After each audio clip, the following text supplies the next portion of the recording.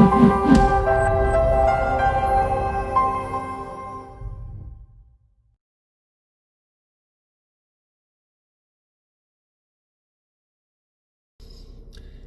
real estate nerds, this is Alex Yoder with Pro Tip Tuesday, my favorite day of the week. And today what I'm going to talk about is not specific to investors or to landlords. I just want to talk about the value of an HOA. Now, if you are an investor, really it's about the numbers. And I talked about this in my last video. So whether you're buying in a community with an HOA or not, I don't know if that really matters. You want to look at the numbers. But of course, as I mentioned in the previous video, again, make sure that you're buying in a community that it allows you to have a rental, and make sure that you understand any restrictions that are set in place for tenants specifically. Sometimes you'll see tenant-specific restrictions, normally in like townhome and condo communities. But I just want to talk today about the value of an HOA.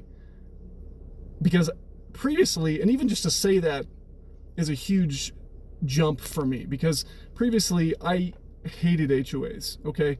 I feel like many of you probably hate them too. Because when you buy your property, when you're living in a property, you don't really want to be told what to do. We are all about liberty and freedom in this country, and you don't want to be told what to do with your own property. But the HOA will come over and say, put your trash can away quicker, or you can't have an AC in your window, or you're supposed to have 3 trees, but you only have 2. And we don't particularly like being told what to do. Well, I can tell you, as someone who used to hate HOAs, that I now no longer hate them.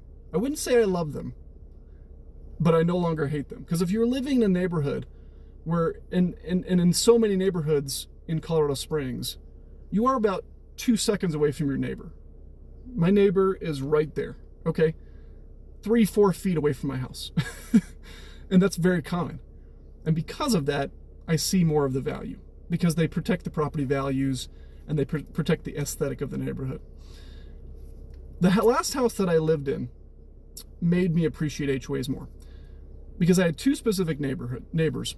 One neighbor was very proud of their front yard, which was all dirt. It was very flat dirt. It was well-maintained dirt. I'll give them that. There was no weeds. Just completely flat, almost like a xeriscaped look, but just all dirt. And every year they would truck in new dirt and make it look even more fresh. And they were proud of it, but I thought it looked horrible. The second example is 3 streets down on the right. We had a neighbor that had geese. They had a fenced-in area, and they had 2 geese in their front yard. And let me just tell you, geese are irritating creatures to live next to. And so it was because of those 2 neighbors, and then moving into my current home that has an HOA, that I appreciate HOAs more. I don't have craziness going on with geese and dirt around my neighborhood. People's yards are well maintained, and it just feels nice. It just feels nice. And so that's kind of my story about why I don't hate HOAs as much as I used to. Now, the other thing I'd like to point out, for a lot of people that don't know, is that the HOA management company is different than the HOA. A lot of people think that the HOA is the HOA management company, but they're not. They're 2 separate entities. You have the nonprofit board, the nonprofit HOA, and you have the for-profit management company that does what the nonprofit people tell them to do. As someone who's kind of loosely involved in HOA management, I can't tell you the number of people that scream at us for basically enforcing the rules when we're just doing what we were told to do by the HOA board.